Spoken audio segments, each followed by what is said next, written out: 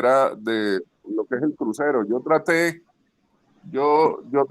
hace 2 años de recorrer el barrio y no reconocía nada, porque todas las construcciones que ha habido encima son muy graves. Lo otro que hay que decir muy claramente es que este imaginario de que esos eran los terrenos del Mister es falso. El Mister era un tipo que se había apropiado un ejido, concretamente ese ejido donde está el barrio se llama el ejido de Isabel Pérez, por el nombre de la quebrada que ustedes conocen, que va por la mitad del hoy el barrio 3 de Mayo, eh, Brisas de Mayo. Eh, ¿Por qué les cuento esto? Eso es parte de toda la historia de los ejidos de Cali, de cómo se fueron apropiando eh, gente inescrupulosa y al mismo tiempo coordinado con la burocracia de la alcaldía. Ese señor era originalmente el celador que lo estaba cuidando el ejido. Yo no sé si ustedes conocen qué es un ejido. Un ejido es una figura colonial española que era que todos los municipios tenían un área que los rodeaba para que los habitantes del municipio sacaran a pastar sus animales, sus caballos básicamente, no, es decir, y siempre había rodeado los de las ciudades de Colombia con más número de ejidos. Es la primera, claramente Cali, y luego están Ibagué y Popayán. También es muy importante la historia de los ejidos. Hace 72 años, Alfonso Barberena, eh, del, Coincidencialmente, don Felipe acaba de pasar un avión de guerra por encima. ¿Escucharon el sonido? ¿en dónde está usted? Estamos en el Museo Bacal Siloé. Ya, bueno.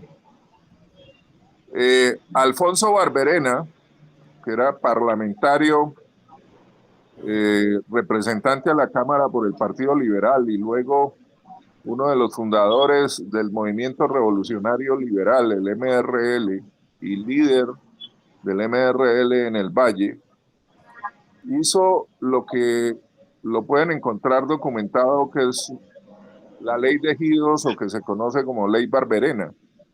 Y esa ley... ¿Aló? ¿Sí? ¿Alguien está hablando? ¿Alguien está opinando? ¿Me escucha? Ah, no escucha, don Felipe. ¿Más durito? Sí, oigo el ruido.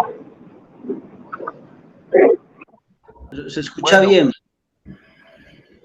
a ver, entonces, la ley Barberena o ley de ejidos lo que hizo fue darle vida republicana hace 72 años, es decir, estamos hablando, ¿cuántos son 72 años? Porque me acuerdo que hace dos se celebraron los 70, es decir, es como del 48, del año 48 es cuando hacen esa ley. Esa ley lo que hizo fue darle vida republicana a los ejidos coloniales. Y eso explica en buena medida el crecimiento de Cali. Cali es la ciudad que más crece durante la guerra civil conocida como la violencia. Cali era, en esa época de 1948, es decir, en el año del asesinato de Gaitán, era la sexta, la séptima ciudad del país. Y salió a finales de los 50, era la segunda, era el segundo municipio, precisamente porque la ley de ejidos había permitido que sectores populares, sectores desplazados por la guerra, se pudieran llegar y construir casas. Esto marcaba una diferencia con otras partes pero es una cosa importantísima para entender el sentido de lo caleño, de la caleñidad. ¿Por qué? porque es que nosotros en Cali tenemos unos revueltos de migraciones de hombres y mujeres del Tolima, del eje cafetero, del Cauca, de Nariño. Y eso precisamente por eso. Entonces, lo que nosotros descubrimos, y concretamente un sobrino de Alfonso Barberena, me entrega a mí unos documentos sobre este ejido de Isabel Pérez. Y nosotros ganamos el pleito a la alcaldía demostrando que ese terreno era propiedad pública y no del tal gringo, con lo cual se caía todo el proceso y eso es lo que permite la legalización del barrio. Evidentemente que eso estuvo salpicado por intervención politiquera de toda índole, que cuando eso se supo, hubo gente que se metió pues a legalizarlo, a darle el apoyo para ganar prebendas con camándula ajena. La historia de Brisas de Mayo, frente al 3 de mayo, es el de eso arriba era la vereda Las Brisas, la parte más arriba del barrio. Brisas del Valle. Era Brisas del Valle. Era una vereda, no era zona, era zona rural de Cali. Y el presidente de la Junta de Acción Comunal se vuelve un enemigo de nosotros porque él no quería perder protagonismo y perder, pues eso, el poder, el pequeño poder que tenía como presidente de la Junta de Acción Comunal. Y la manera de transar fue una cosa práctica, pues entonces fusionemos las dos cosas y de allí surgió el nombre Brisas de Mayo, que fue una combinación. Señor Felipe, ¿el M-19 qué relación tuvo con la toma de Brisas de Mayo? Mire, yo no estuve en la toma, yo llego a la toma 2 días después, es decir, la toma se había realizado. En la práctica lo había promovido un carnicero, que era un enemigo personal del Mister, no me acuerdo su nombre, y la denuncia penal era precisamente contra ese señor y sus amigos. Allí después llegamos todos, es decir, originariamente fue eso. Ahí llegamos todos, a mí me ayudaron claramente en ese trabajo que yo hice, básicamente 2 fuerzas, el Partido Comunista y el M-19. Pero el origen era este que le estoy diciendo. ¿Por qué me acuerdo también de esa historia del carnicero? Porque cuando nos detuvieron y que les conté que estuve en la Galería de la Alameda y después nos mandaron a Villanueva, fue una semana en la Alameda y como 2 o 3 días en Villanueva. Los abogados, y concretamente una abogada, que fue Sarita, fue la abogada que a mí me defendió, el argumento que logró y con el cual me sacó a mí y sacó a todos los compañeros, era precisamente que la demanda, nosotros no aparecíamos en la demanda. Y por eso nos volamos. Allí, en esa entrada, estaba gente de todos los sectores. No había esa captura que les digo de 28 personas, que yo no me acuerdo, pero eso fue unos 2 o 3 meses después de mayo. Es decir, debió ser como como julio, más o menos. Antes de la muerte de Edison Fernández. Edison es el pelado que matan en la toma, o el pelado que les estoy diciendo, el muerto del bulldozer. No, Edison es el que mata en la... Siguen los mirás dando vueltas como una coincidencia de conmemorando esos 35 años de la pandemia.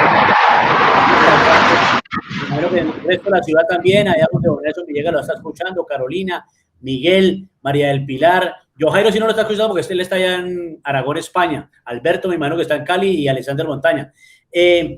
No, Edison es el niño que matan en la entrada por el sector La Playa del barrio Lleras hacia Brisas de Mayo y que de ahí ya los carabineros no volvieron otra vez a joderle la vida a la gente. Perdón, y estoy cruzando dos historias, porque la mamá que les digo que se volvió líder era la mamá de Edison. Doña María. Doña María. Hubo una persona que tuvo un liderazgo importante que ahora está viviendo arriba en, ¿cómo se llama el barrio de arriba, subiendo de los cementerios para arriba? La Sirena. La Sirena. Él vive en La Sirena, que es Carlos Iriarte, del Partido Comunista. Partido Comunista, sí. Él me conectó con varias personas cuando yo llegué hace 2 años, a él sí lo localicé, pero les digo, la persona que me llevó a mí fue este compañero Saúl Gómez, que tenía la cerrajería en el barrio El Cortijo. Si alguno de ustedes me ayuda a localizarlo, me encantaría. ¿Carolina no se recuerda de Saúl Gómez? No, bueno, mire, es importante, ¿por qué estamos hablando y por qué gracias al señor Felipe Petascón que le invitamos, pero estamos aprovechando este conversatorio para que nos cuente un poco la historia? Porque Brisas de Mayo terminó siendo el barrio con más muertos en la toma de la Operación Navidad Limpia y se cometieron crímenes de lesa humanidad. Ahí murió Chabela, murió Don Carlos, abuelos de 75, 80 años que asesinó la policía. Sí, yo me acuerdo perfectamente que el M metió y tenía pues un fortín, tenía una armería adentro. Me imagino que iban detrás de eso y eso es, sí, yo me acuerdo de la masacre, pero ya en el 85 yo no estaba, yo ya estaba viviendo en Bogotá. Yo estuve en contacto los 2 primeros años. Y después, por razones de trabajo, que me salió trabajo en unas universidades de Bogotá y por eso me fui. Les estoy contando, es decir, yo estaba recién llegado, recién graduado de Cuba y era dificilísimo y donde aparecía algo de trabajo, pues uno se iba. Sí, bueno, entonces aquí tenemos a 2 jóvenes de acá, uno que está en España, que es Johan Jairo Enríquez, y Carolina, que ya no vivía acá en El Cortijo, pero que está aquí en Cali. Quisiera, antes de darle la palabra a Miguel Ángel Reyes, que hizo un trabajo muy bueno sobre el M19, que tiene una tesis sobre el M19, y después don Nelson Villegas también le vamos a dar la palabra a Alexander. A todos, poco a poco vamos hablando. Entonces, ustedes estaban muy jovencitos, estaban muy niños cuando la Operación Navidad Limpia. ¿Ustedes qué recuerdan de eso o qué le contaron sus familiares, Johan Jairo o Carolina? Bueno, Carolina, pues primero las mujeres, ¿no? Dale, Carolina, si quieres, y luego lo haría yo. Carolina tiene que abrir el micrófono porque lo tienen cerrado. A ver, esperando a Carolina. El micrófono, tenés que hundirle allí para que te dé audio. Bueno, mientras ella acomoda ahí el micrófono, Carolina. Hundile allí. Bueno, mientras Carolina puede solucionar el problema técnico allá, Jairo, ¿usted qué recuerda de esa Operación Navidad Limpia? Bueno, un gran saludo a todos los presentes. ¿Qué puedo recordar? Que como niño, en esos tiempos yo tenía aquí 10 años, nos tocaba tirarnos debajo de las camas. Nuestros padres a nosotros, como las casas en ese momento apenas estaban armando, algunas eran en adobe y techo de lata, entonces cada vez que se armaban las ráfagas, movíamos a todo el frente de Siloé, que se para uno en Cosmocentro y mira ese frente. Entonces estas balaceras se armaban por el lado del tanque, hacia arriba del tanque, la calle de la Cesta subiendo. Entonces cada vez que se armaban estas balaceras, las balas silbaban por encima de los techos, silbaban, y al silbar nos ponían a nosotros los padres a resguardarnos sobre las paredes, pero hacia los lados de los barrancos, porque mi padre decía que ahí no nos iban a llegar las balas. Íbamos en un pánico, en un terror, mientras uno como chico se lograba asomar por la ventana y pasaban algunos jóvenes de escopetas y armas. ¿Qué eran escopetas? Porque algún día a mi abuelo le dio una escopeta y decían al pueblo, a las armas, al poder, y en esas corran para toda parte, y corran buscando por dónde meterse. Nos volvían a escoger y nos agachaban. Esa es la parte de esa edad. Lo otro que recuerdo que te conté una vez a ti, David, que nos dolió mucho, es que yo soy medio sobrino del Finado Juaco. Finado Juaco, pues era un explosivista, una persona que en el obrero estaban armando pues ciertos artefactos y se estallaron, se explotaron. Y al sacarlos a ellos, a pedir ayuda, los trajeron en una volqueta hasta el hospital. Y en el hospital pedían que por favor los atendieran por urgencias y decía la policía que ellos eran unos milicianos, que eso no les hicieran caso, que los dejaran morir. Y hasta donde yo sé, cuenta la gente que vio a mi medio tío, porque es que mi abuelo Juancho se casó con María y María tenía hijos. Dentro de esos hijos estaba Juaco. Entonces, ¿qué pasa? Mi tío, mi medio tío pedía agua y nada, lo dejaron morir. Lo entregaron como entregar un perro. Tuvo que ir mi padre, Jesús, tú conoces a mi padre, a reclamarlo con María, llevarlo a la casa y mi propio padre prepararlo. Y nosotros niños veíamos que era una persona chicharroneada, quemada, en un ataúd, y para nosotros era traumático. Con el tiempo ya grande nos contaron que había sido por las situaciones en ese tiempo del M-19. Y otra cosa, pequeños, nos sentábamos a charlar entre niños y nos contaban Neychécheres, que tú sabes que Neychécheres fue un joven que vivió en la mina, que ha muerto, de las pandillas donde uno viene, y decían que al hermano mayor de Neychécheres lo tuvieron que esconder dentro de basura, enterrarlo en casa, para que no lo fuera a matar el ejército, porque iban de casa en casa, de puerta en puerta, y preguntando y mirando y buscando a la gente. Tenían que esconder los muchachos donde no se pudiera que los fueran a encontrar porque los masacraban. Y esa es la parte de niño que más recuerdo. Carolina, ¿ya escucha? Prenda el micrófono, Carolina. Eso, ahí sí. Sí, ya. Sí, señor. ¿Qué recuerda? Muy triste, muy triste lo que cuenta don John, porque no se oye. Es una parte totalmente diferente. Yo me acuerdo. Que no se oye. Sí. Dale duro. El micrófono, por favor. Habla duro.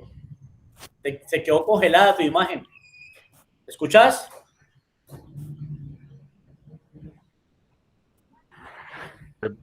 De pronto se cayó. Sigamos entonces ya. Nelson Villegas es un hombre fotógrafo que pues nos ha seguido, ha llegado aquí al museo y ya vamos a rodar con Carolina. ¿Qué pasó con Carolina? Sí, qué pena. Se me salió, ¿sí? No sé. Se le salió. Pues buenas tardes a todos. No estoy oyendo a nadie. Yo, la verdad. No oyes a nadie. Felipe no escucha a nadie. Yo escucho a Felipe, pero Felipe no escucha a nadie. Yo escucho a Felipe, yo lo escucho a él. También. Yo no escucho. Y a Carolina también. Yo escucho a todos muy bien. Y don tiene el micrófono apagado, aunque sea hola. Muy chévere esta charla, 35 años recordando. ¿Sí, Carolina? Yo estoy escuchando a todos. No, que yo me acuerdo era que el ejército llegó a la casa. Me acuerdo mucho que tocaron la puerta horrible y preguntaron por mi papá. Preguntaron por Pupú. Eso a mí nunca se me va a olvidar, porque me acuerdo también que se subieron hasta el techo. Se subieron en el techo y se metieron. La casa tenía un desnivel de tejas y se metieron por ahí. Que eso para mí fue horrible. Un niñito de 6 años viendo todo eso. Y estaban buscando también a otra persona de al frente. A Lucio. A Luti. Sí, a Lucio. Y entonces yo me acuerdo que ya pasó ¿Cómo? No, ¿te puedes contar de no tener ningún problema? No escucha, ahora sí no escucho. Sí. Yo escucho. Yo escucho también. ¿Sigue hablando? Recortado. Bueno, eso a mí nunca se me va a olvidar que uno de esos soldados cogieron horrible a mi papá, lo cogieron horrible. y le preguntaban por Luti, Luti, usted debe saber, y uno de ellos le pegó un puño y le tumbó un diente. A mí eso nunca se me va a olvidar, nunca. Pero pues uno a esa edad no sabe realmente qué es lo que está pasando. Y ese tema en la casa no se tocaba porque mi tío el mayor, mi tío Jairo, no sé de qué bando político era, se las tiraba a mi papá. Entonces mi papá se las tiraba a él y entonces hablaba, mi tío el mayor hablaba de guerrilleros y escupía, y entonces mi papá prefería irse. Entonces, ¿a quién le preguntaba a uno eso? En la casa nunca se habló de eso. Nunca. Bueno, antes de iniciar un poco la charla con Miguel, tenemos unas palabras de don Nelson Villegas, hombre. ¿Qué opina de este conversatorio? Cuéntenos anécdotas. Usted que ha sido fotógrafo profesional. Micrófono. Bueno, no sé si escuchan. Sí, ya, escuchamos. Bueno. Sí, a Felipe lo recuerdo, hijo de Rodrigo Tazón. Sí, eso Barberena hizo alianza con el Partido Comunista en ese momento, con Julio Rincón, que era el representante del pueblo en el Consejo, y muchas tierras, o sea, del barrio obrero para abajo, eso fue invasiones del Partido Comunista. Y lo que pasa es que después del Partido Liberal y los conservadores que tenían el poder en Cali, empezaron a darle a la gente agua, luz y que votaran por ellos. Así es que ganaban las elecciones aquí, poniéndole el agua, la energía y teléfono y voten por el que tenemos de ministro de Defensa. El papá de él sabe cómo se hizo eso. Estuvo a punto de todas las invasiones de Cali. Muy interesante la charla. Bueno, entonces 35 años de la operación Navidad Limpia en Siloé, recordando con algunos jóvenes hoy, en ese tiempo niños, y saludo a Alexander Montaña, a Alberto Rodríguez, a María del Pilar Rodríguez, la gente que se va conectando para que interactúen aquí con esta charla. A veces pues nos demoramos un poco con la gente hablando, pero hoy nos vamos a centrar un poco en esa historia del M y especialmente acá en Siloé, en memoria de las siguientes personas que murieron bajo las balas asesinas de la policía, el DAS y el ejército. Estos son los civiles asesinados: Edgar Becerra, Ciro Gil, María Espinosa, Alba Cruz, Aurora Castro, Daisy Muñoz, Alba Salinas, Arley Romero, Gerardo Muñoz, Carlos Valencia, Nelly Velasco, Luz García, Esther Ortiz, Elisa Campos, Pompilio Córdoba, Nelly Potes, William Franco, José Quintero, José Giraldo, una mujer de 77 años que nunca se identificó, hombre de 65 años que nunca se identificó y otro NN. En memoria de ellos estamos recordando esa tragedia, que tenemos un eslogan aquí en el museo: que nunca más se repita. Entonces, ahorita sí, Miguel, cuéntanos un poco de la experiencia tuya con lo del M-19, con esa historia que registraste, que escribiste y que inclusive te hizo ir a México a contar todas estas historias. Micrófono. Bueno, listo, muy buenas tardes, ¿me escuchan bien? Sí. Perfecto, listo. Muchas gracias a David por la invitación al Museo Popular de Siloé. Felicitaciones por esa iniciativa tan valiosa y tan oportuna de hacer estos hechos tan trágicos y dolorosos, pero también tan importantes y que marcaron, por supuesto, la historia de la ciudad, del barrio y también del país. Pues inicialmente presentarme, Miguel Ángel Reyes. Yo soy historiador o licenciado en Historia, egresado de la universidad. Hice un trabajo de tesis sobre la historia de la militancia del M-19 en Cali, a partir de los testimonios, o bueno, una historia de vida de varios exmilitantes, hombres y mujeres, que estuvieron sobre todo en el periodo de 1974 a 1985. Y bueno, pues para compartirles hoy una breve síntesis de un poco de los hallazgos que se encontraron en investigación sobre cómo fue el accionar del M-19 desde los años 70 hasta los años 80 y particularmente la coyuntura de tregua militar que se firmó en ese momento con el gobierno de Belisario Betancur por parte del M-19 y que le justamente establecer campamentos de paz, milicias, y luego, pues justamente en el marco de esta coyuntura y de estos procesos es que se genera la toma militar con las trágicas hechos pues que menciona David, y de civiles asesinados a manos de miembros de la fuerza pública. Bueno, pues para concretar un poco lo que les quería contar, pues lo ideal sería centrarse en ese periodo, sobre todo una serie de antecedentes del M-19 y pues sobre todo aquí en la ciudad, desde su fundación, desde el año 73, incluso desde mucho antes, hubo un grupo precursor del M-19 como fue un grupo Comuneros, y hizo presencia en la ciudad y en el municipio de Yumbo.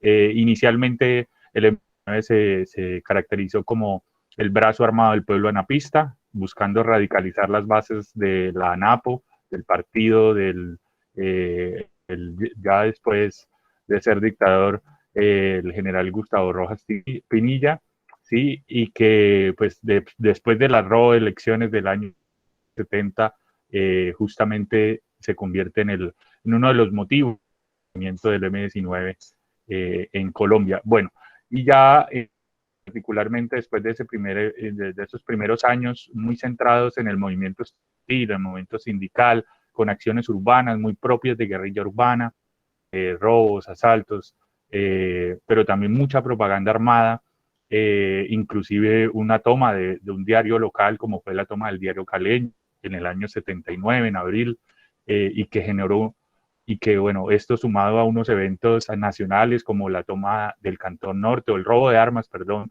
del Cantón Norte en Bogotá, en la víspera del año 9 de 1979, generaron, o bueno, desembocaron en una oleada represiva, ¿sí? A finales de los años 70, en el marco del famoso Estatuto de Seguridad Nacional, que pues también significó la institucionalización de la idea del enemigo interno. Y bueno, el M-19 avanza muy fuerte en Cali y en los municipios vecinos, en el centro del Valle, y a partir, como les decía, del movimiento estudiantil, y en Cali sobre todo, ya finales de los 70, perdón, y principios de los 80, la vinculación masiva a los procesos de formación de barrios en Cali, a partir, como lo mencionaba anteriormente el señor que nos antecedió en la palabra, justamente de esos procesos de formación de barrios en el distrito de Agua Blanca, y también en las laderas de Cali, en Siloé, en Terrón Colorado, y que les dio mucha simpatía en los sectores populares, en estos sectores populares de la ciudad, y de hecho pues ayudaron o contribuyeron de distintas maneras a la infraestructura, la creación de vías, pavimentación, a través de mingas y ejercicios comunitarios, que generaron una gran simpatía. Y bueno, ya propiamente en el año 84 y en el año 85, en agosto de 1984, se firmó una tregua militar en el marco de esas negociaciones de paz que se habían iniciado con el gobierno de Betancur. Y estas negociaciones motivaron o dieron paso esa firma se hizo en Corinto en el contexto del año 84, incluso tuvo la presencia y la movilización masiva de muchos sectores populares que eran traídos desde las ciudades a ver estos o a participar de estos eventos públicos. Y bueno, esto generó, y además en esta tregua al M-19 a partir de esta tregua tuvo el control tácito de muchos territorios de algunos territorios en el norte del Cauca y el sur del Valle, que le permitió también pues expandirse. Bueno, más allá de eso, lo que les quería mencionar, que aquí en Cali esa tregua fue muy importante porque motivó la participación de muchos sectores sociales reclamando reformas democráticas y atención a demandas específicas como marchas por la tregua, apoyando la tregua y el diálogo nacional. También había un clima de oposición al acuerdo de tregua por sectores políticos adversos a la política de paz, del presidente de ese entonces, ¿sí? En especial los altos mandos militares, sectores empresariales y de la prensa que denunciaban acciones de la guerrilla, ¿sí? En medio de tregua militar, como las que se estaban haciendo en ese momento, en tener en cuenta que habían guerrillas que habían firmado una tregua, como el M-19, las FARC y el EPL, mientras que había otras guerrillas que no habían firmado tregua y por tanto se mantenían activas en su confrontación y que generaba también, digamos, un clima muy para esas negociaciones de paz. Incluso también estaba la guerrilla que surgió como una disidencia de las FARC, el Frente Ricardo Franco, que también tuvo accionar en Cali y en los sectores también con el M-19 en algunos sectores y en algunas acciones. Y bueno, esto también estuvo acompañado de violencia social, particularmente a partir de la persecución militar, ¿sí? Contra miembros o integrantes de las fuerzas guerrilleras que habían pactado esa tregua militar, ¿sí? Entonces también hubo mucha persecución contra el EPL y contra los combatientes M-19 en zonas rurales, ¿sí? Que estaban en medio de la tregua militar y que conllevaron incluso a una suspensión temporal del activismo público que se comenzó a generar a través de voceros públicos del M-19 en la ciudad, ¿sí? Y al mismo tiempo, pues toda esta situación también que estuvo mal el activismo público del M-19 y a partir de febrero de 1985 se hizo un campamento en Los Robles, Cauca, ¿sí? Que tuvo una participación masiva de muchos sectores sociales y en la cual se dio pues la idea o la instrucción de construir los campamentos de paz. Milicias urbanas en los barrios populares de Cali, incluyendo la Siloé. Y bueno, ¿esto qué era entonces para el M-19? Y bueno, a partir también de la indagación de fuentes primarias, ¿qué eran para el M-19? Y según un documento de las milicias bolivarianas, escrito por Afranio Parra en el año 87, las milicias o el miliciano como aquel que lucha por una patria grande, chica, su quehacer cotidiano, el quehacer político, cultural y militar de la comunidad, que realmente recuperar sus derechos, democracia, vida digna, redención social, libertad.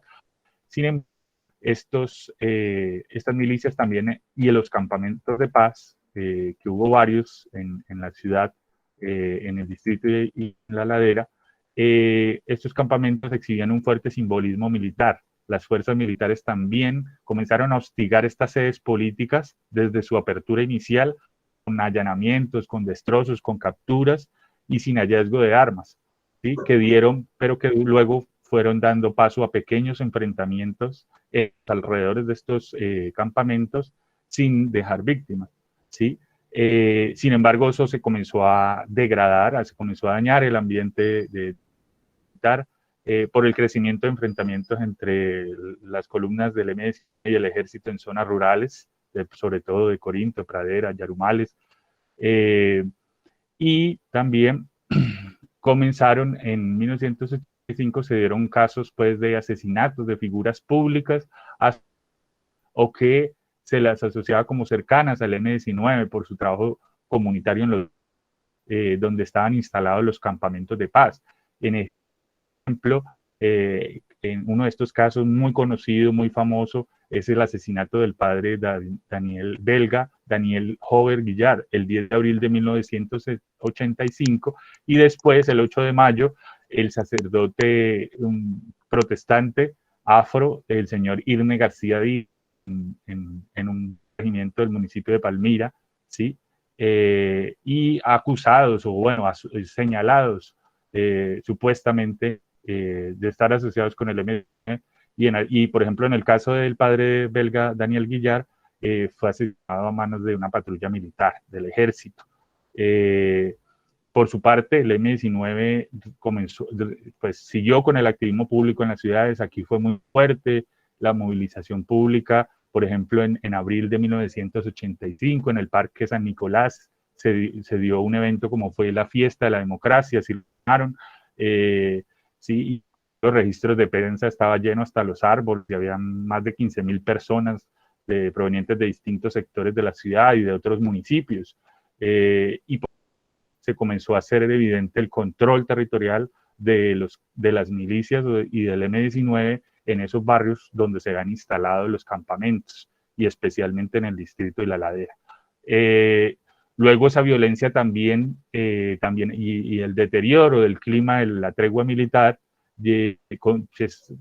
llevó también a que se atentaran contra voceros públicos del M-19, como ocurrió el 23 de mayo de 1985, donde ocurre el atentado con bomba a Antonio Navarro Wolf, a Eduardo Chávez y otros voceros del M-19 que estaban en un lugar cercano allí al centro, y del cual pues Antonio Navarro sufre pues las heridas que lo dejan pues como afectado, y luego tiene que irse a México. Bueno, más allá de eso, también hay acciones en contexto de otros grupos guerrilleros, y particularmente de un grupo que se llamaba Democracia, que era como una disidencia al proceso, a las negociaciones que estaba adelantando el M-19 y a la tregua militar que había firmado el M-19. Sin embargo, el ejército insistía en tachar a esa disidencia como una fachada del M-19, y de hecho ellos hicieron una acción contra las instalaciones pues, y un bus militar allí en la tercera brigada, en el batallón Pichincha, que también se relaciona con este atentado que le hacen a Antonio Navarro de los voceros del M-19. Para decirles que finalmente los campamentos, a partir de esta extensión y ese aumento de la violencia, el 7 de junio de 1985, el presidente Betancourt ordenó el cierre definitivo de los campamentos de paz, ¿sí? Y mientras el 20 de junio, en el marco del paro cívico nacional que se estaba programando, realizando por parte, sobre todo convocado por las organizaciones sindicales, fue declarado ilegal por el gobierno, y en ese marco el M-19 declaró el rompimiento de la tregua y el anuncio al paso de acciones ofensivas que, según la expresión de Carlos Pizarro, León Gómez estimaba llevar al pueblo a hacer poder en los siguientes 2 años, y al M-19 a tener zonas liberadas, pueblos insurrectos y hombres libres. Esto según un documento, un comunicado del M-19 en junio de 1985. Y bueno, justamente en agosto de 1985 es cuando se deteriora más digamos, la situación pues, de violencia en la ciudad, y estuvo marcado pues por la intensificación de las acciones del M-19 a través de la distribución, robo, ¿no? Y la apropiación de bienes y de productos, camiones, y su distribución en las zonas de campamentos, con ataques a estaciones de policía, a miembros de la fuerza pública, que acompañaron con mensajes pues también desafiantes, porque tenía una visión que en ese momento uno podría decir triunfalista, que estimaba que la ciudad estaba ya a puertas de un levantamiento, de una insurrección social, ¿sí? Aunque en ese contexto también se produjo el asesinato de uno de sus comandantes, segundo a nivel nacional, como fue Iván Marino Espina, allí mismo en una vivienda, si no estoy mal, en el barrio Tequendama, el 28 de agosto de 1985. Después de esto, la violencia escaló muchísimo en la ciudad, principalmente con grupos paramilitares que llevaron una represión clandestina y supremamente violenta y cruel contra integricianos del M-19 o amnistiados o personas que se les señalaba o que eran falsos como cercanos del M-19, y luego contra líderes sociales y políticos más amplio, que nos retrae también un poco lo que está ocurriendo actualmente en medio también o después de un acuerdo de paz. Y bueno, esto también era atizado por los militares que insistían en adjudicar a las guerrillas que habían firmado la tregua acciones que hacían las guerrillas que no habían firmado esa tregua. Entonces, incluso aparecen grupos paramilitares de carácter local, por ejemplo, los Comandos Verdes, Canclín, y grupos de limpieza social, que en realidad pues se trata de grupos de exterminio social y político, porque pues no solamente atentaron contra, o grupos atentaban contra personas habitantes de calle, ladronzuelos, prostitutas, personas LGTBI, bajo la estigmatización, por supuesto, ¿sí? Sino también a líderes sociales políticos comunistas, líderes sociales, de organizaciones de derechos humanos también. Entonces, este periodo fue sumamente grave y en cuanto a la violencia contra muchos sectores sociales, un exterminio social y político muy fuerte. Y esto particularmente se dio también en zonas del distrito de Agua Blanca, y a finales ya del año se concentró en la ladera de Cali, en el barrio y en Siloé particularmente. Ya el último periodo y es en diciembre de 1985, donde lógicamente eso fue un hallazgo de la investigación, olvidé decirlo, pero bueno, la investigación la hice en conjunto con un compañero, Jorge Holguín, que si llega a ver esto, pues ojalá esté de acuerdo también. Y bueno, y allí también se hizo esto coincidió, y la toma, decirlo, de la campaña, la operación Cali Navidad Limpia, ¿sí? Coincide también en diciembre del 85 con una campaña de limpieza de la ciudad iniciada meses antes por las Fuerzas Armadas, ¿sí? Y perdón, por la alcaldía en ese entonces, ¿sí? Y que luego se completa también con la operación Cali Navidad Limpia, ¿sí? El 1 y 2 de diciembre de 1985, que uno podría, o que se podría denominar como un operativo de tierra arrasada, que justamente como lo decían ahora las personas que lo vivieron y que comentaron pues, su experiencia siendo niños, trató de ir casa por casa, buscar supuestamente a los milicianos o simpatizantes de los milicianos y golpear allí justamente y asesinar a dos personas. Entonces, allí se dice que se afectó principalmente a civiles, más de 200 civiles de la ladera de Cali se vieron afectados, destrozos por los cruzos, ¿sí? Heridos, los asesinatos también, incluso denuncias de desaparición forzada que no fueron esclarecidas, incluso hoy por hoy no está totalmente esclarecido cuántos fueron el número total de víctimas y tampoco pues sus identidades. Pero bueno, esto también que deja en evidencia para la ciudad y por supuesto que ustedes nos pueden contar más cómo fue esa experiencia ya vivida, ya que cada uno y cada una en su familia y en su comunidad vivió.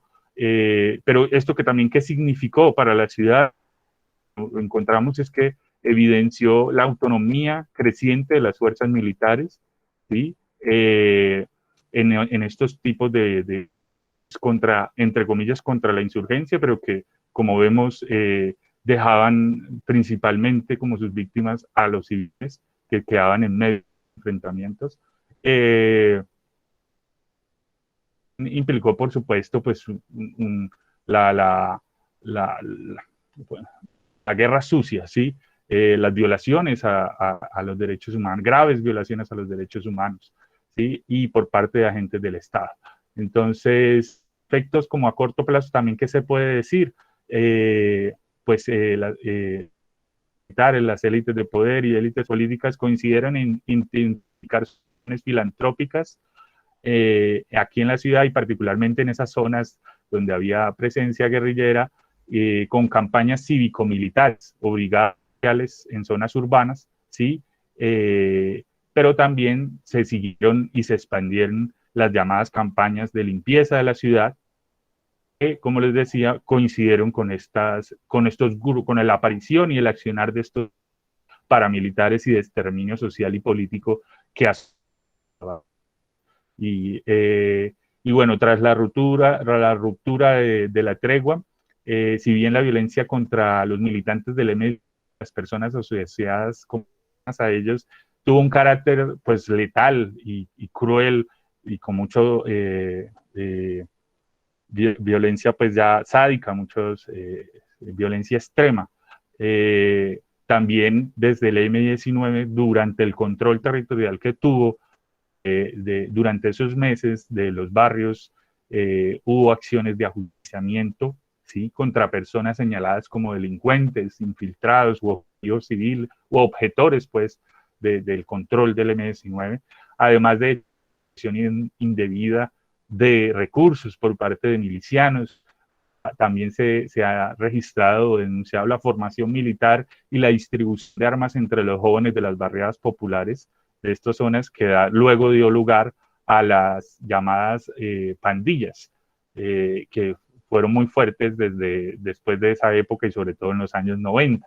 Es decir, también a esa coyuntura de la tregua, de la acción del M-19, ¿sí?, y también, por supuesto, a la toma militar de Siloé. Y bueno, por último, esto también implicó, y me parece importante destacarlo, acciones o lo definimos así, como acciones de subversión cultural, pues también se dieron movimientos culturales como la gaitana, que en las laderas y en el distrito también promovieron la creación y la difusión de la cultura en los barrios populares de la ciudad, y quienes fueron también en parte quienes denunciaron abusos y la violencia extrema que se implementó contra los civiles durante la operación Cali Vida Limpia. Eso en rasgos generales. Yo sé que la experiencia es supremamente importante y crucial para no solamente entender cómo fue que se dieron esos procesos, sino que con sus consecuencias y, por supuesto, cuántas personas acabaron siendo víctimas de distintos modos, ¿sí?, por la acción de las fuerzas militares, pero también por la acción de las milicias en el marco de control territorial que tuvieron en ese periodo. Entonces, pues yo dejaría hasta ahí. A manera de contexto, es muy importante para la memoria histórica de la ciudad y de la región comprender y entender el conflicto armado en la ciudad, y por supuesto lo que significó y lo que con las consecuencias que dejó en los barrios populares y especial Siloé con esta acción de la operación Cali Vida Limpia, ¿sí? Entonces yo dejaría hasta ahí y pues luego complementaría. Muchas gracias. Y muchas muy gracias, interesante. Miguel, muy chévere. Ahí con un contexto del M-19 a nivel nacional y ya al último local, en lo que estamos conmemorando hoy, que es los 35 años de la operación Cali Vida Limpia. Alexander Montaña, ¿qué tiene para decirnos? O si no, entraremos pues con algunas otras preguntas de los diferentes participantes, y sobre todo hay una pregunta que quisiera que nos las dilucidaran el señor Felipe Tascón y don Nelson Villegas, que es lo que siempre los nuevos jóvenes, las nuevas camadas de estudiantes siempre están preguntando en el museo por cuál es el motivo que el M-19 toma la decisión de lanzarse como grupo guerrillero en el país, a nombre, reivindicando un robo de las elecciones a un dictador. ¿Quién quiere participar ahí con ese tema? Yo quiero preguntarle al historiador, a Miguel Ángel, si conoce una historia del año 93 o 94, que fue una desmovilización de un grupo de compañeros en la parte alta del barrio Lleras. Le cuento porque quien fue el facilitador de esa operación fue Gustavo Petro. Y es muy curioso, yo fui el chofer de ese trabajo. Es decir, es algo mucho después de mi participación en la toma del 3 de mayo.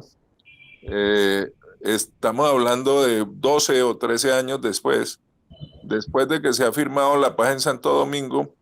Hay como un grupo de rezagados que quedaban en la parte alta del barrio Lleras, y sucedió eso. Y quien hizo el facilitador fue Gustavo. ¿Lo conocías o no?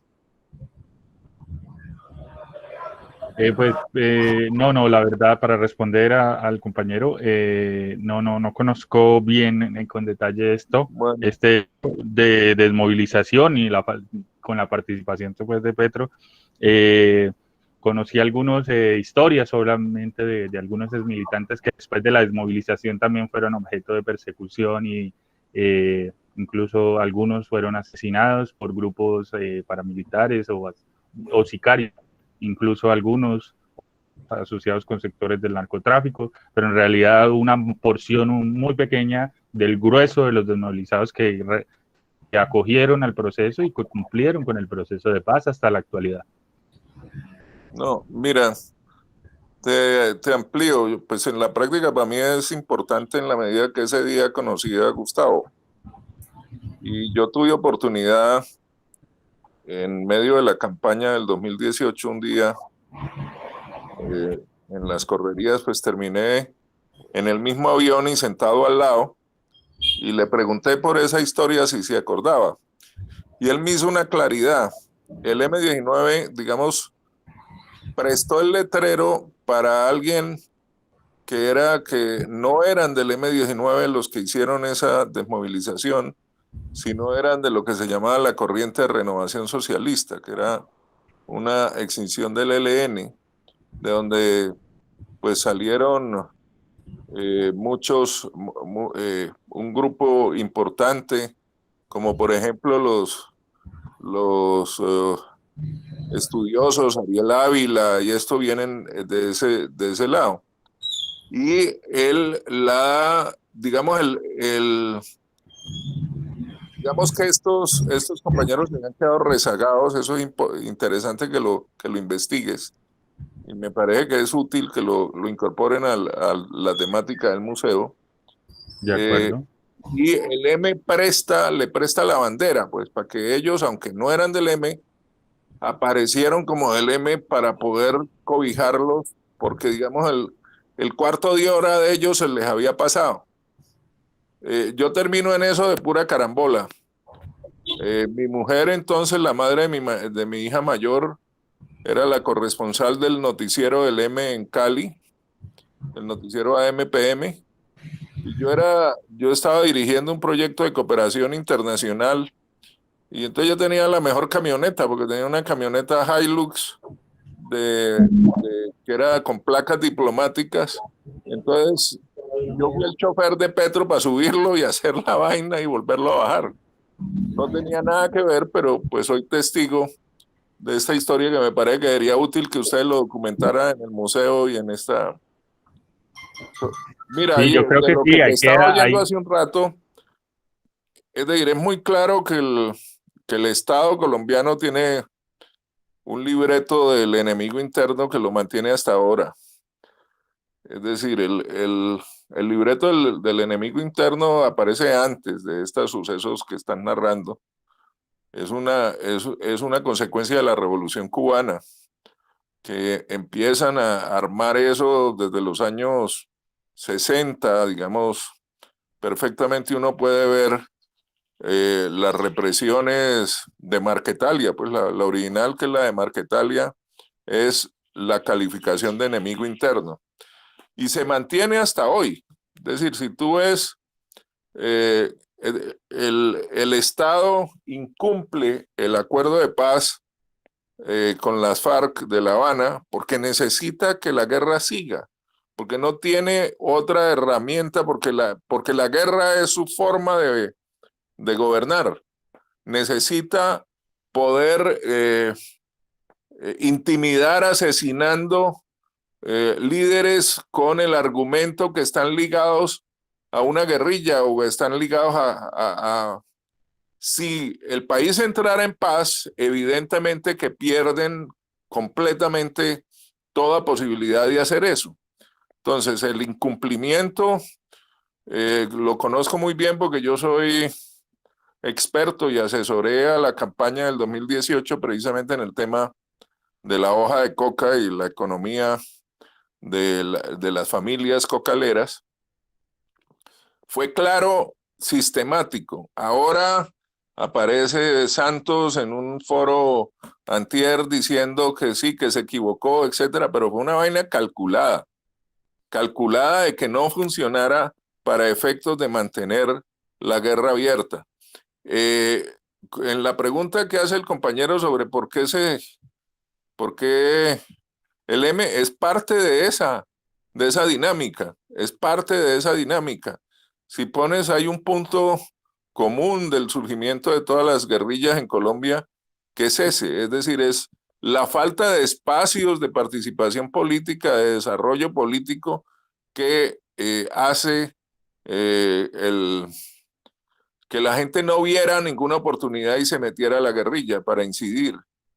Incluso hay, en foros recientes se habla mucho que hoy tenemos, mire, les cuento una cosa, ayer estábamos en un foro, en una conferencia en el Congreso sobre las drogas, sobre la legalización de las drogas, y cuando estaba Gustavo Bolívar haciendo el remate, a mí me llega la información del líder de la Asociación de Cocaleros de Nariño sobre la muerte. Él es el presidente de esa asociación y mataron ayer al esposo de la vicepresidente. Entonces yo lo pude informar inmediatamente y empezó a salir en redes. Eso es un cambio sustancial que sí nos permite tener otro tipo de claridades que no se tenían en esa época, que la manera de comunicar era la famosa chapola. Ustedes se acuerdan, los más viejitos es lo que ahora le llaman flyer, ahora es muy elegante y llaman flyer, pero se llamaba chapola. Con el stencil, ¿no? Con stencil, con mimeógrafo, etcétera. Entonces, pues era lo que uno tenía. Si uno iba a dar una información al barrio, por ejemplo, se hacía de esa manera. Ese cierre, ese encerramiento de la posibilidad de participación política es el origen de todas las guerrillas en Colombia. Y tiene que ver claramente con la teoría del enemigo interno que lo acuña la Alianza para el Progreso, es decir, del gobierno de Kennedy, que aparece como Kennedy, que era el progresista en Estados Unidos, fue más malo que Caín, porque ese es el que se inventa eso como una estrategia para paralizar la influencia positiva, para ellos negativa, de la Revolución Cubana en nuestros países, en toda América Latina. Ya. Sí, David, ya que me diste la palabra, pues es importante no dejar desapercibido pues tantos apuntes importantes que han hecho. En primer lugar, reivindicar el trabajo que haces a través del museo, muy interesante de recuperar la memoria, pero ¿para qué se recupera la memoria? Pues para que no se vuelvan a repetir esos hechos infaustos y se puedan denunciar, se puedan dar a conocer a la opinión pública e incluso judicializar, y que esto no quede en la impunidad. Recordemos que estos hechos, como la Navidad Limpia, fueron en 1985, antes de la Constitución de 1991, ¿cierto? Donde no habían tantos instrumentos jurídicos judiciales que permitían develar esos digamos, mecanismos criminales ligados al Estado a través de las fuerzas paraestatales. Y importante reconocer, por ejemplo, que gracias a denuncias que se pudieron presentar en la Comisión Interamericana, luego la Corte Interamericana ha sacado una serie de sentencias en las cuales ha condenado al Estado y ha demostrado cuál es la articulación que hay entre el paramilitarismo y el Estado, incluso como creación. Allí hablan, incluso en esas sentencias hablan de los decretos que posibilitaron esto, es decir, un marco legal, un marco institucional, y que quería traerlo a colación porque este hecho sigue en la impunidad, esta muerte de estas personas, pero que no fue casual precisamente de Cali, sino que ustedes recuerden que también en la operación Orión en Medellín, en la comuna nororiental, se dieron esos mismos mecanismos, es decir, fue el mismo modus operandi, fueron los mismos instrumentos, el mismo Estado con instrumentos paramilitares. Y eso es lo que ha propiciado precisamente esta serie de denuncias. Pero digamos, lo preocupante que yo veo es que, tal como se ha dado a conocer, recientemente las Águilas Negras, incluso en contextos de audiencias y de reuniones de líderes sociales, incluso del Congreso, han hecho amenazas directas, entre ellos a Gustavo Bolívar y a otros congresistas, las Águilas Negras, pero ya la preocupante es que ya aparecen no solo, digamos, como una fuerza militar, cierto que todos sabemos que vienen del narcotráfico, son esa reconfiguración pues de estas oficinas de Envigado, La Terraza, etcétera, pero que ahora operan prácticamente ya de manera clarísima, articulados ideológicamente con la postura uribista. Entonces, digamos que allí hay un elemento bastante preocupante porque siguen. Desde el gobierno Duque ha permitido que esas muertes sigan cometiéndose, esas amenazas, y por supuesto a través de algo que no se ha dicho, pero es terrorismo de Estado. Es decir, hay un terrorismo de Estado que se ha venido afincando, sigue funcionando, y por supuesto repetir, David, que por eso son importantes estos ejercicios de memoria, que nos permitan poner sobre el tapete nuevamente esto y que estos hechos no vuelvan a ocurrir. Era ese apunte nomás, compañero. Muy amable, Alex. Si alguien más quiere opinar, yo quería decir una cosa, y es importante también resaltar lo que ha hecho la periodista palmirana de origen judío Olga Bear. Ella ha hecho un trabajo muy fuerte de recuperación de la memoria, de la historia del grupo insurgente M-19. De hecho, atrás de mi cara, de mi cabeza, están algunos recortes de periódicos de la 8ª conferencia, de la 6ª conferencia del M-19. Hay tantas cosas que no las podemos tener aquí en este país muy pequeño, pero hemos tratado de mantener la memoria del M-19 en este espacio, porque el museo tiene otras cosas. En la parte superior, en el segundo piso, tiene otras cosas. Don Nelson ha estado acá, que es el invitado especial de nosotros. Aquí llegó, hermano, con ese tanque de oxígeno, y hermano, y nosotros con miedo, pero se logró, hermano, se logró ese día, y llegó y conoció un poco qué estamos haciendo acá para mantener la memoria.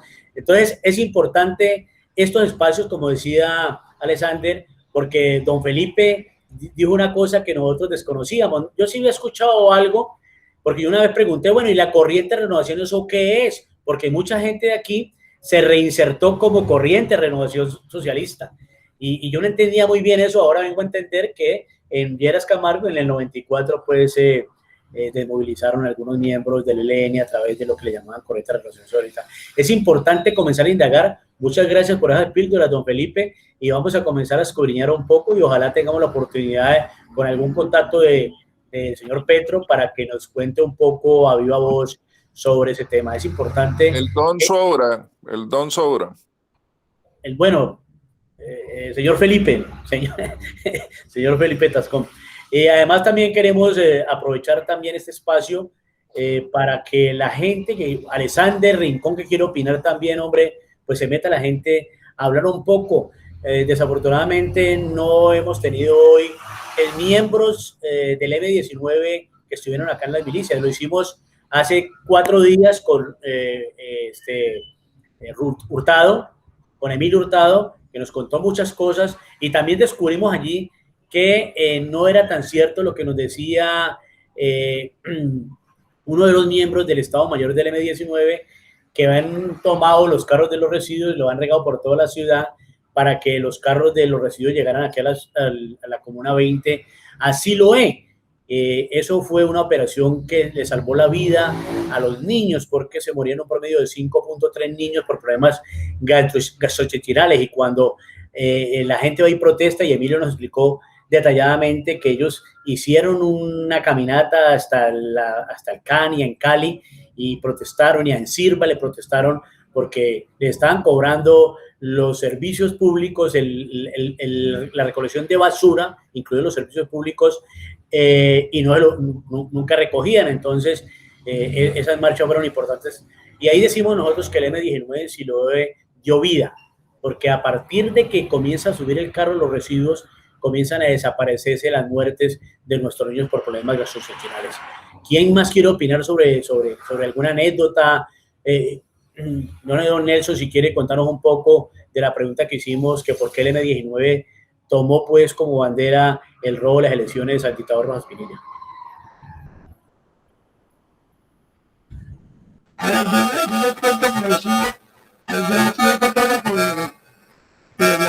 Algo que interfiere. Algo que interfiere ahí, no sé. ¿Se me escucha? Sí, ya. Que yo fui el fotógrafo de la campaña de Bernardo Jaramillo y yo fui a la entrega de las armas del M-19 y yo pues regresé a Bogotá y anduve en la campaña con Bernardo hasta que lo matan, y cuando lo matan, entrando al Capitolio, iba Manuel Cepeda y como unos 10 pasos atrás iba Pizarro y Cepeda se volteó y le dijo: compañero, los cuchillos están afilados para todos, cuídese. A Bernardo lo matan y el jefe de seguridad de Bernardo, del DAS, el que coordinaba el nombre del DAS, la seguridad de Bernardo, no apareció al aeropuerto. Y a los 15 días lo nombran jefe de seguridad de Pizarro. Eso es lo que está en el expediente y que todavía lo están investigando, porque afortunadamente ya los pusieron como crímenes de Estado. Y eso se tiene que aclarar alguna vez. Pero eso fue así. O sea, ese tipo es el que, de la misma manera, matan a Bernardo que matan a Pizarro. O sea, cogen niños y los forman para eso, para que cometan el asesinato. A la vienda que el niño puede morir. Y no les importa, ¿no? O sea, eso es lo de menos. Entonces, esa anécdota tengo yo me tocó vivir, pues, muy tenaz. Y sí, los cuchillos están afilados todavía. Todavía los cuchillos están afilados. Y por doble lado. Eso. Mire, yo desafortunadamente tengo la coincidencia histórica de haber estado en las 2 ocasiones en el puente aéreo en Bogotá. La ráfaga de Jaramillo, yo estaba en ese momento entregando el tiquete en la ventanilla pues de Avianca y sonó la ráfaga y no demoró 3 minutos en hacer un acordonamiento la policía, menos 1 o 2 minutos. Y yo trabajaba en ese momento en los temas de la paz y tenía una credencial que con ella me fui metiendo.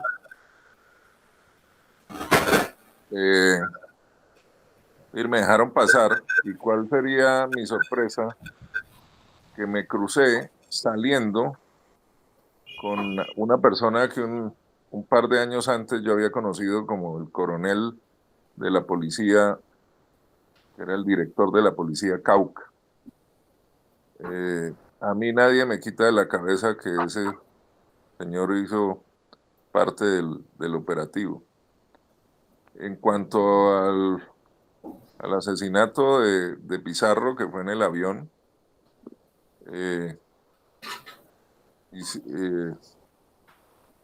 a mí me tocó hacer filas paralelas. Él estaba en una fila, yo estaba en otra.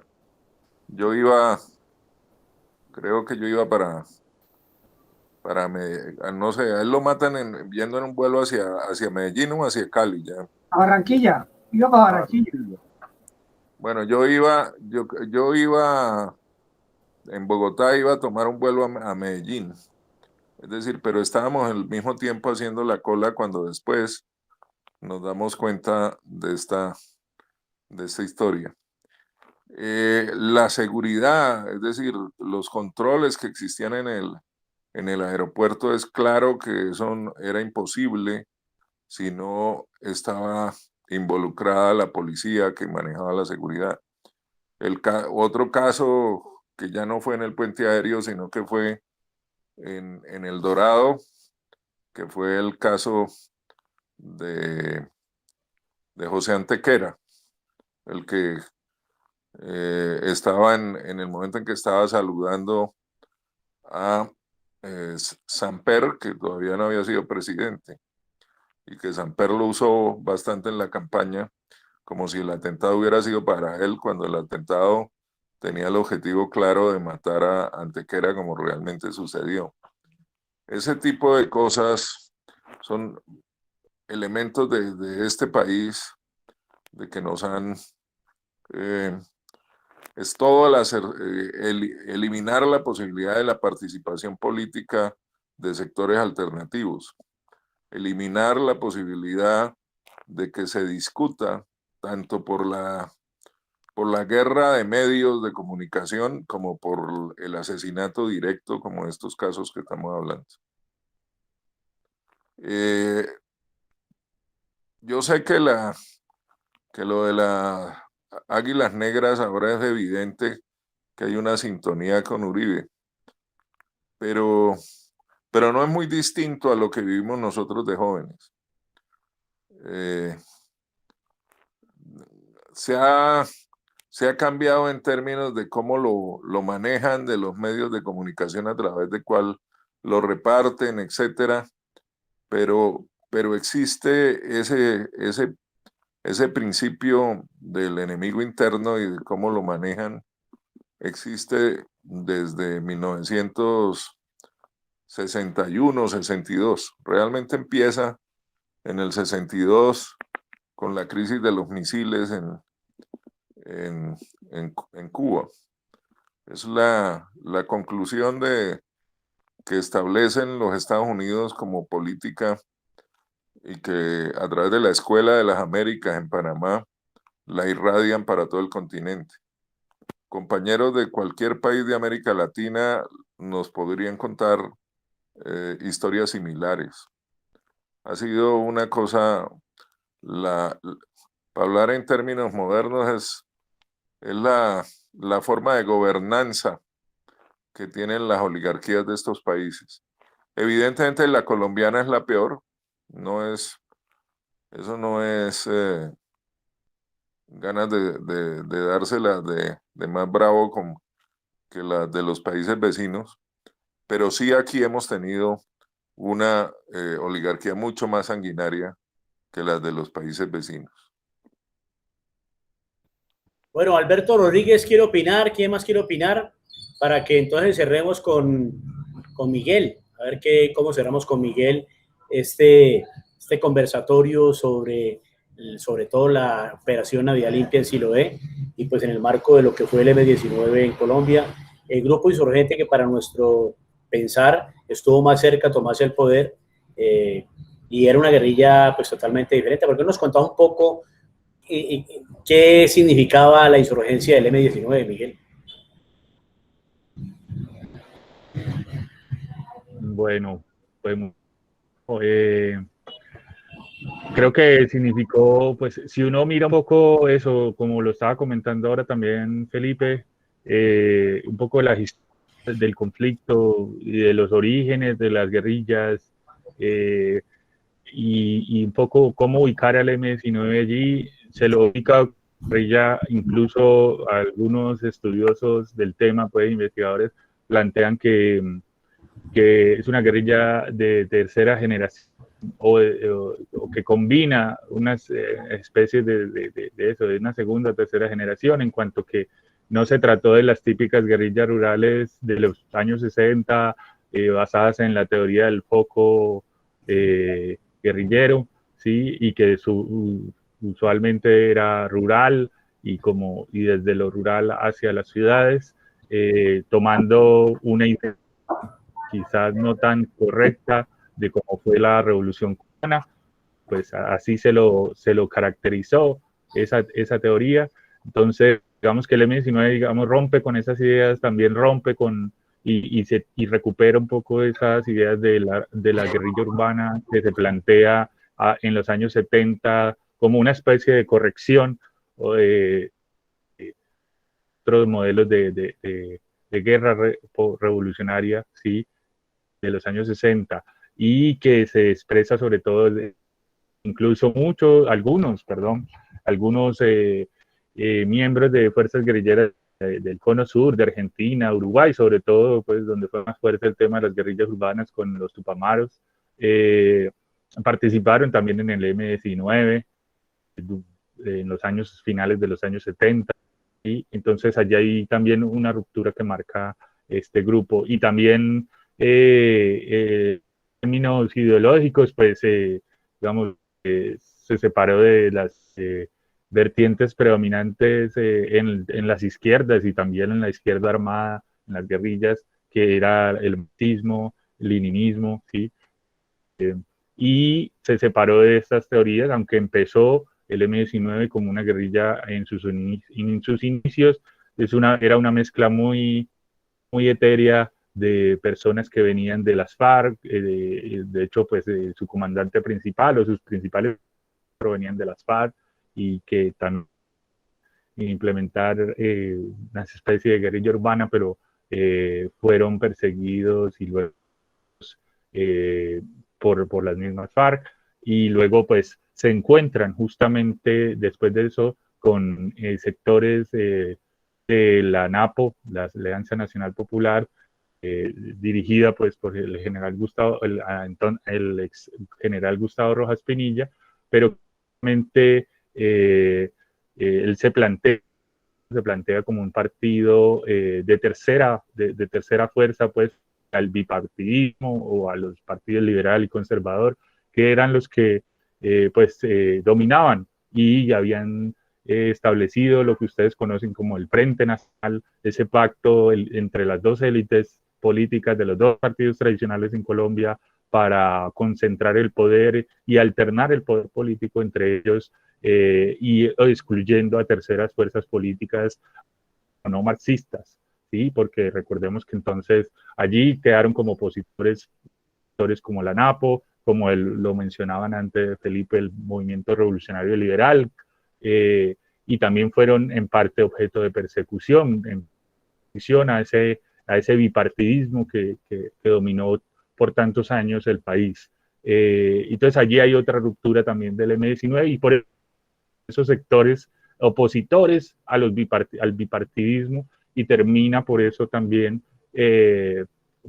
articulándose a la propuesta del M-19. Yo mencioné allí que también hubo antes del M-19 un pequeño grupo precursor que se llamó Comuneros, y que fue como la base también desde donde se tejieron esas ideas que luego pues fueron las de como tal desde el año 74. Y internamente el M-19 en su historia hizo fue de alguna manera, y yo recuerdo en algunos textos que mencionan pues que era una guerrilla hereje, en términos de que eso no seguía las ideas dominantes ni los conceptos dominantes en ese momento en las izquierdas y especialmente las guerrillas, ¿sí? La lucha armada, y digamos eso también incluso le costó, o le tuvo la oposición de muchos sectores, incluso de izquierda. Entonces, la izquierda se criticaba y se señalaba mucho al M-19 por sus posturas políticas, que terminaron o acabaron también con la idea o la propuesta de la democracia, de ampliar la democracia, del diálogo nacional, y a su vez de la paz. Entonces esta guerrilla fue bastante, pues por decir un término, heterodoxa, es decir, no siguió las corrientes principales e innovó, si se quiere, en las ideas y en el repertorio y en la forma de hablarle a la gente, y por eso gozó de mucha simpatía en ciertos periodos, en ciertos sectores como en la ciudad de Cali, en los sectores populares, donde como se ha mencionado acá en distintas intervenciones justamente, se vinculó mucho a los procesos del movimiento estudiantil, del movimiento sindical, de los procesos barriales, ¿sí? Que estaban en pleno auge en la ciudad, como también se ha mencionado, y que posicionan a ese M-19 como un grupo de muchas simpatías sociales y políticas en la región. Y por eso también aquí, donde también luego, posteriormente, digamos, también Cali y la región se va configurando como una región también donde se posicionan políticas alternativas o al menos que cuestionan un poco las élites tradicionales, más tradicionales, que habían gobernado el país y la región y la ciudad. Entonces, Miguel, yo podría decir eso. Miguel, hay un hecho ahí que es novedoso en la insurgencia en ese momento y se ocurrió el 15 de febrero de 1976, que es la detención y puesta en prisión, según las palabras del grupo insurgente M19, del sindicalista José Raquel Mercado. Entonces ahí estaba rompiendo con los sindicatos, pues, porque tiempo después en abril se ajusticia este señor sindicalista. Y hay otra novedad, y es que los documentos, la propaganda que el M19 entregaba, a veces en la parte superior de Con el Pueblo, con las armas al poder, se hablaba del movimiento anarquista y también a veces se ponía el nombre de María Eugenia. ¿Qué tiene que ver eso, pues, con la historia de la insurgencia colombiana?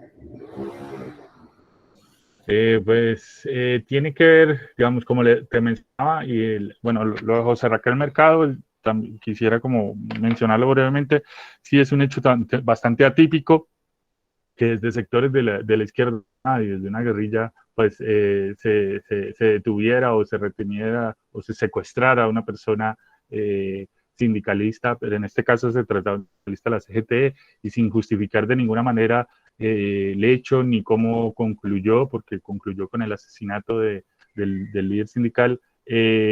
Digamos, fue un hecho atípico también en la historia de las guerrillas y también en la historia del mismo M19, pues a partir de este hecho que generó también críticas internas, incluso su propio comandante, que planteó pues que eso no volvía a ocurrir, y efectivamente si se revisa esa historia, digamos, no se encuentra un hecho semejante contra un líder sindical. Vamos, que eso podría ser, pues no soy quien para decirlo, pero podría ser definido como un error del M19, que por supuesto generó una pérdida muy grande también para los sindicalismos. Entonces... Pero este señor le estaba probando desde el año 70, se le estaba probando que vendía las convenciones, que era corrupto, que estaba en contra del Partido Comunista, que no entraban los rusos, bueno, una cantidad de cosas que salieron antes de la muerte, sí. Claro, sí, el M19 implementó un juicio público, ¿sí? Y que terminó con su condena. Felipe nos va a explicar pues, el tema.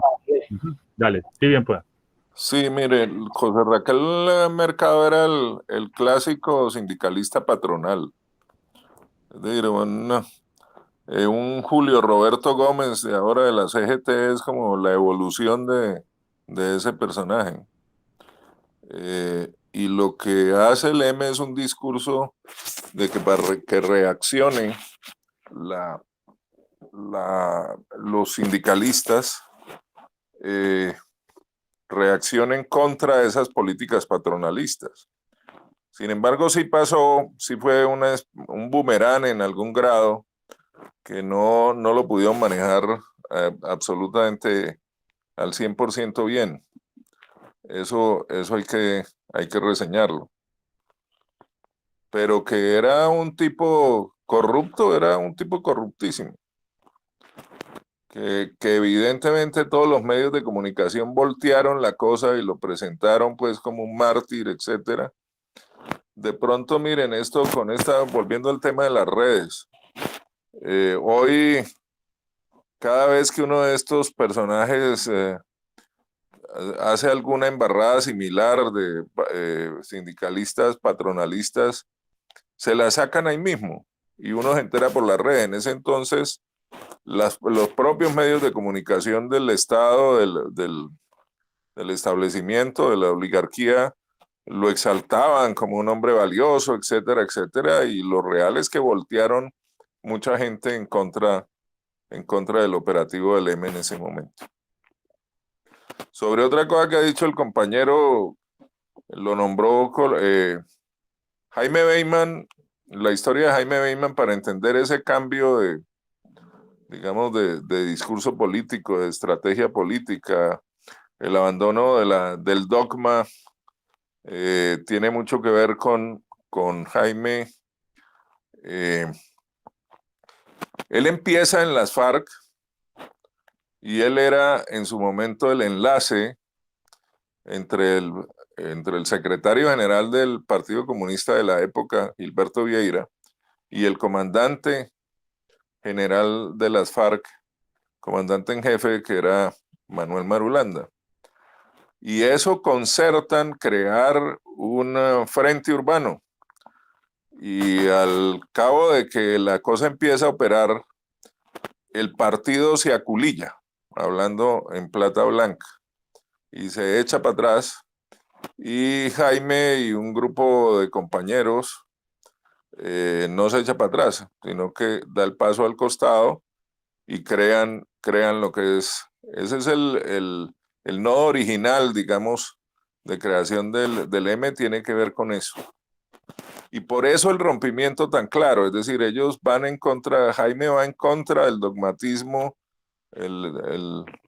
la concepción del marxismo-leninismo prácticamente como una religión, y es todo el discurso que él impulsa del llamado sancocho nacional, es decir, crear una apropiación, una línea política propia para Colombia, sin copiar de estos modelos externos. Vale la pena eso. La figura de Jaime es muy importante para entender ese paso.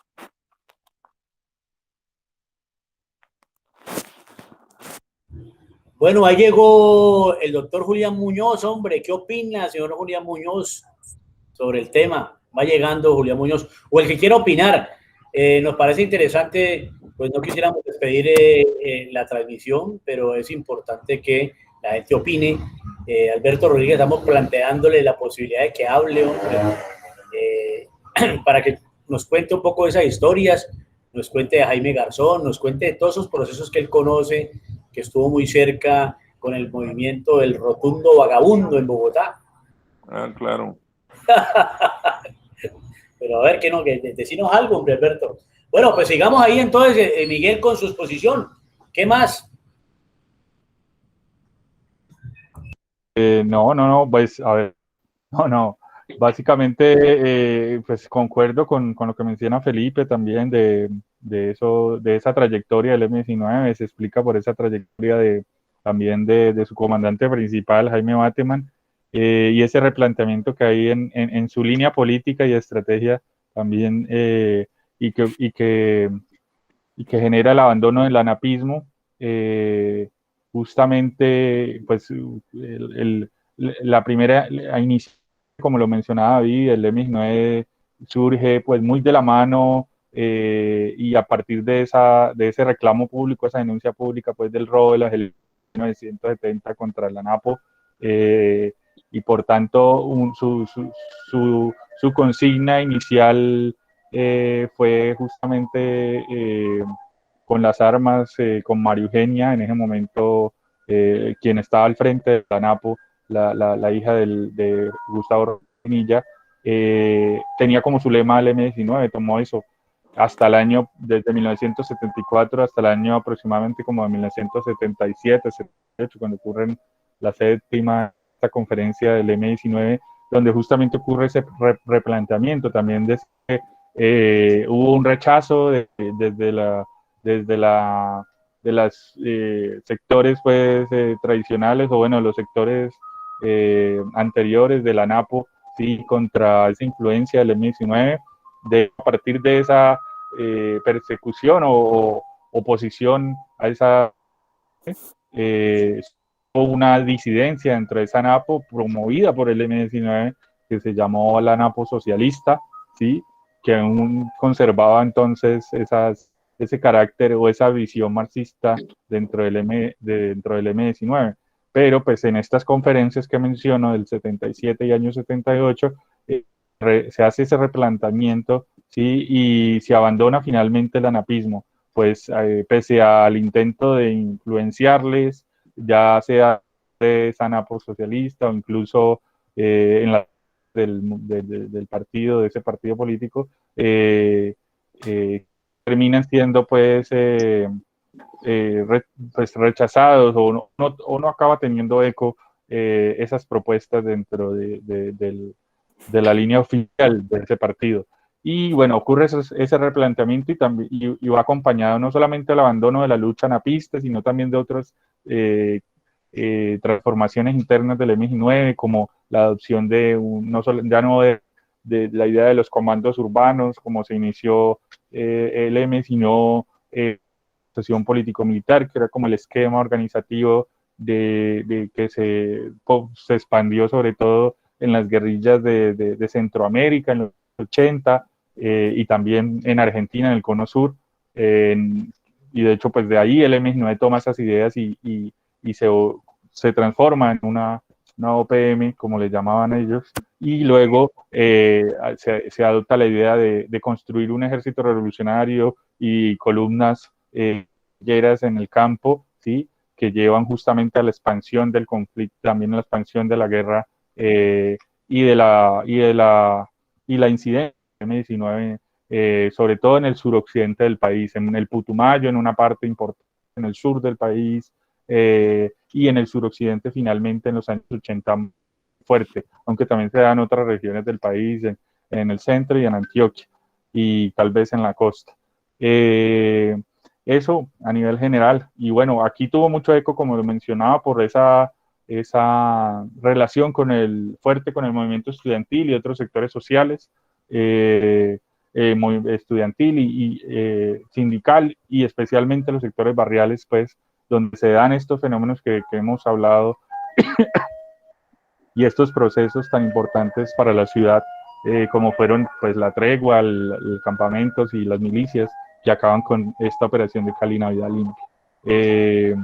Hoy muchos elementos allí, pero demos paso a las otras opiniones. Sí. Paralelos o diferencias con los acuerdos del M-19 de 1990, cuando la entrega de las armas, con los acuerdos de paz con las FARC. ¿Cómo? Pero la pregunta es...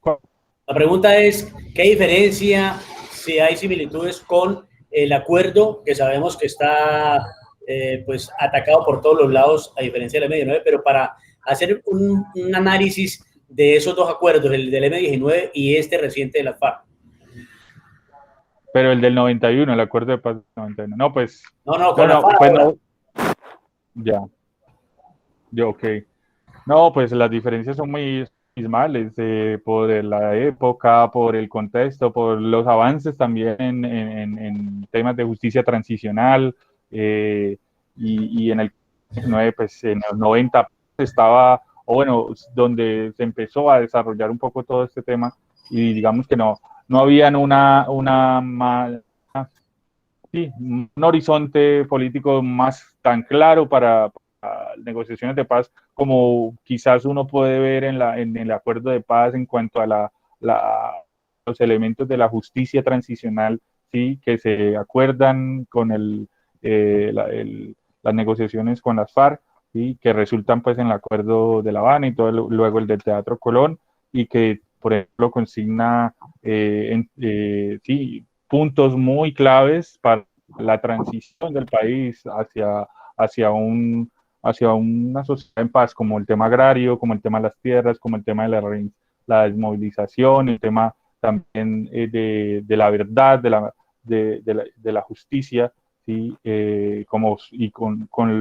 También con el tema de las víctimas, que en su momento en el acuerdo de paz con el M-19 no estaba tan claro, digamos, todas esas herramientas e instrumentos políticos, ¿sí?, para un proceso de justicia transicional. Pues así a rasgos generales, porque en realidad no he estudiado esa profundidad, digamos los acuerdos, pues el del M-19 es muy incipiente y es propio también de su época, y además el énfasis también era otro, digamos, en términos de que el M-19 en su proceso de negociación y desmovilización le apostó a la participación política, ¿sí?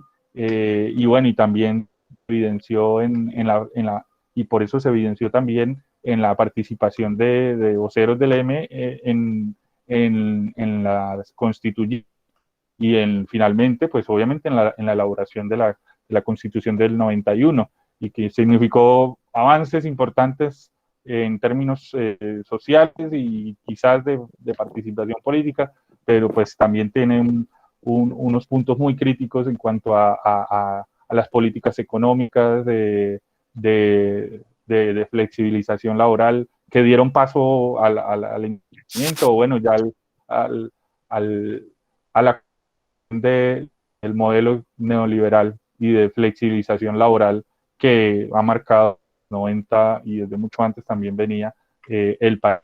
Mientras que este acuerdo de paz es mucho más completo y quizás uno podría decir integral en cuanto a las propuestas para dar esa transición en guerra a un país en paz, con los puntos que mencioné anteriormente. Pero pues así a rasgos, la verdad, podría mencionar. Igual pues nos pueden complementar también los compañeros.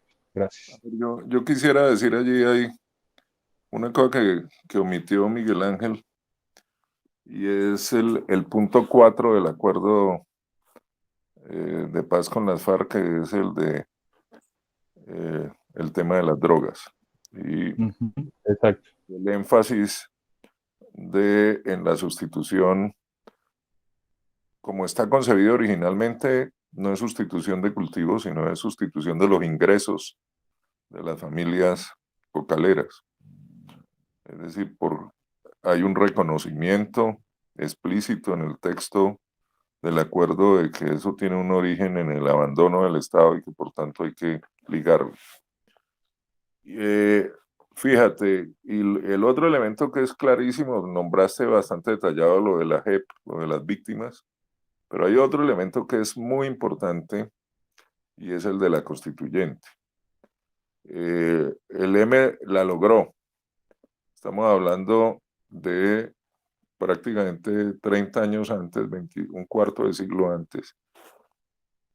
Y el punto central de la negociación con el M es la Constitución del 91.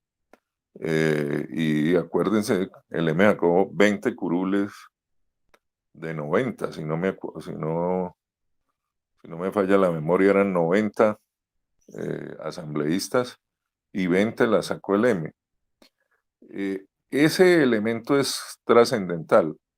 En toda la negociación de La Habana, siempre pusieron eso como por delante. La FARC pedía también terminar en una constituyente. E incluso hicieron procesos constituyentes sectoriales que se hicieron en varias partes del país. A mí me invitaron por mi tema y yo participé en la organización y en la ejecución de la constituyente del tema de la coca que la hicimos en Mocoa. Pero hay un momento de quiebre que es la división en la práctica de las FARC, que ahora es evidente y pública, pero que en la práctica se empieza a dar en La Habana por detrás. No es pública en ese momento, pero ya era. Y la posición de Iván Márquez y Santrich y estos de insistir en el modelo de constituyente, de ir en el mismo modelo del M19, y en contraste la posición rapidita, pues, que es la que de alguna manera lidera Timochenko. Timochenko no era parte del equipo negociador, pero el propio gobierno de Santos propicia su llegada a La Habana con sus comandantes más leales, precisamente para cambiar el equilibrio de fuerzas, y lo fundamental de ese cambio de equilibrio de fuerzas fue aceptar el referéndum y desechar la constituyente. Ustedes saben exactamente qué pasó en el referéndum, toda esta historia de que el uribismo sacó a la gente a votar en berracada, etcétera, y la aberración de un país que vota en contra de la paz, eso lo conocemos. Pero este detalle de que la correlación en su momento en La Habana de las dos facciones que eran en ese momento existían de las FARC es importantísimo para entender qué hay por qué no hubo constituyente y hubo referendo.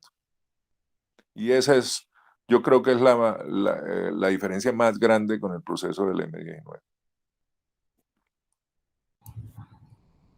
John Jairo, allá en España, cuéntenos ustedes cómo ven el proceso de paz con la FARC, la implementación en este momento. Micrófono. Abre el micrófono. Micrófono. Ya, ¿me escucha? Sí, ya.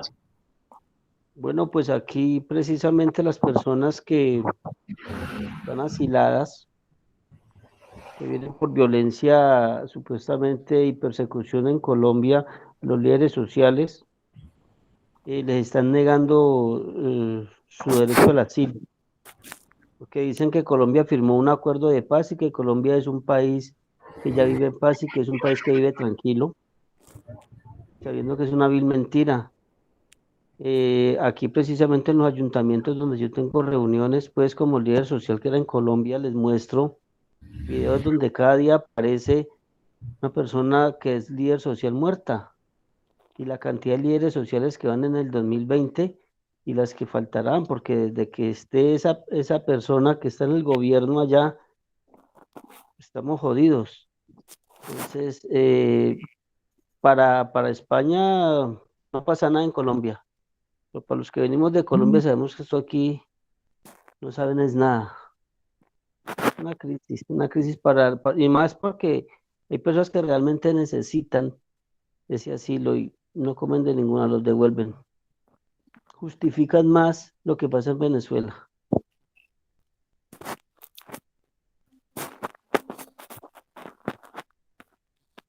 El micrófono, David, no te escucho. Ya concluyendo esta charla que ha sido fructífera, muchas gracias a los participantes, a la gente que estuvo atenta ahí, aunque no opinó. De todas maneras, este es un ejercicio que hay que seguirlo haciendo desde cualquier ángulo para mantener la memoria y sobre todo para que no haya repetición de las cosas absurdas en este país.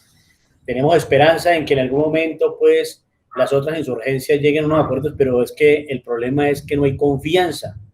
Si el mismo gobierno, el actual gobierno, desde el principio, desde que eran candidatos a la presidencia del Duque o el señor Uribe más bien, pues han querido hacer trizas el acuerdo. Y un acuerdo que uno no veía nomás en el inicio del acuerdo, los primeros meses, el hospital militar en Bogotá no tenía pacientes por minas quebrapatas, o sea, se veía que íbamos en buen camino, pero desgraciadamente este nuevo gobierno del señor Duque lo echó por la borda. Esperemos que eso se pueda redireccionar, la gente pues tendrá que votar por una mejor opción, ojalá sea por esa vía, por la vía política, que se pueda solucionar estos inconvenientes que tenemos, aunque somos una patria que hemos vivido eternamente en conflictos, pero algún día, quizás a las nuevas generaciones, a nuestros nietos, bisnietos, les tocará las mieles de la tranquilidad y de la abundancia en este país. No sé si quieren cerrar Miguel o Felipe. Yo me tengo que despedir, ya tengo como 5% de batería, ya se me va a apagar. Ya terminamos ahorita. Me despido. Hasta luego y además ya me tengo que mover. Hasta luego. Bueno, Felipe, muchas gracias por participar. Me invita a visitar el museo. Ah, con mucho gusto, mucho gusto. Mándeme. Ahí estamos en contacto con el WhatsApp. Bueno, listo, bueno, pues. Muy amable, Felipe. Nelson, cuéntenos, resume. El micrófono. Muchas gracias, hasta luego.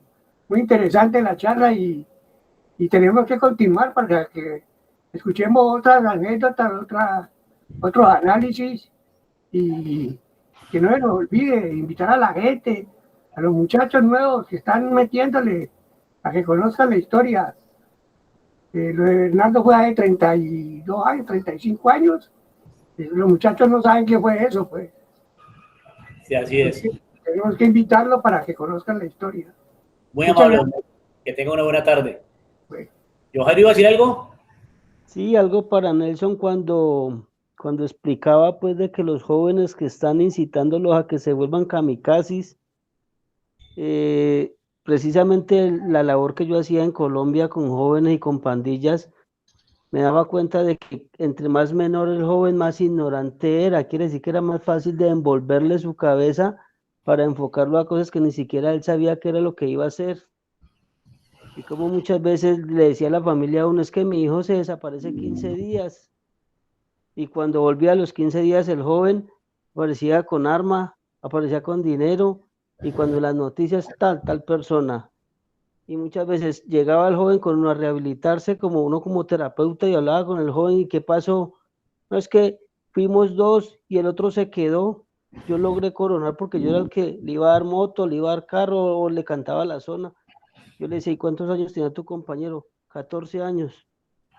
Entonces, como muchas veces la mente perversa del hombre adulto, el hombre mayor con capacidad sobre los menores, los envuelve de una manera tan fácil de que los jóvenes se meten a la vaca loca y terminan siendo suicidas. Bueno, gracias, John. Que pases una buena noche en Aragón. Miguel.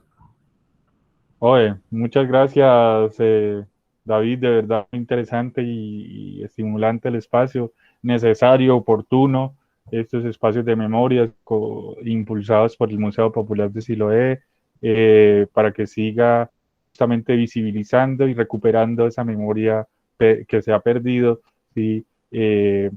O que se había ido perdiendo, pero que se está recuperando sobre todos estos procesos. Muy valioso que se pueda seguir profundizando sobre estos hechos tan claves como la Operación Cali Navidad Limpia o la toma militar de Siloé, que se pueda ir esclareciendo cuántas fueron sus víctimas, la identidad de las víctimas, y por supuesto qué pasó con ellas y qué lección nos dejan también después de haber vivido esos hechos. Entonces, felicitaciones y adelante conmigo en lo que necesites y por supuesto esto hay que ampliarlo para que muchas más gente participen, ya no solamente quienes vivieron o lo han conocido, sino también justamente esos jóvenes que vienen y que conocen un poco de esta historia. Entonces, no, mil gracias y adelante, hermano, con esa iniciativas tan valiosas. Muchas gracias, Miguel. Muy bien. ¿Alexander va a decir alguna cosa?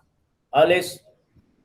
Bueno, si Alexander no va a decir... Ah, sí. Ya Bien, vio David, ¿no? Muy bacano el espacio de David. Que estaba caminando y volteando de un lado para otro. Entonces, no podía hablar, pero David, muy bacano. Muchas gracias por la invitación, David. Y, bueno, Alex. Y cuando lo vuelva a hacer, hágale, ahí estoy, vio David. Listo, para ir escuchando y aprendiendo esas historias de todos ustedes. Montaña. Bueno, no, David y demás participantes, agradecer por la invitación. Creo que quedan muchas reflexiones. El diálogo, la conversación es el mecanismo.